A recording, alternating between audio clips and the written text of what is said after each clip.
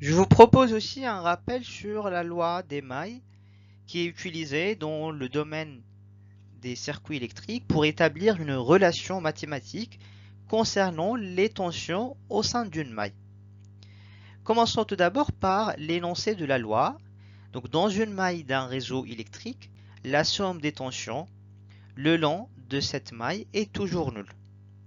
Donc, cela signifie qu'en parcourant la maille, tout en faisant attention au sens des tensions électriques pour chaque élément de cette maille, la somme algébrique des tensions sera égale à 0.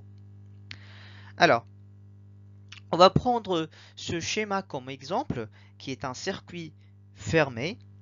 Les tensions aux bornes des éléments du circuit sont représentées par les flèches rouges et le sens de la maille est représenté par la flèche courbée verte. Donc bien sûr ici, le sens de la maille est choisi d'une manière arbitraire. Alors, en suivant la flèche verte et en faisant attention au sens, donc on peut écrire la loi des mailles sous cette forme. Donc j'ai plus U moins UR2 moins UR1 est égal à 0. Et donc on a utilisé un signe plus positif lorsque la tension est dans le même sens de la maille.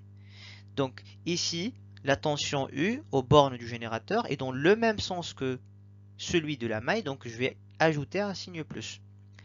Et on a utilisé un signe négatif lorsque la tension est dans le sens opposé de la maille. Ici, les tensions aux bornes des résistors est dans le sens opposé, voilà, que celui de la maille.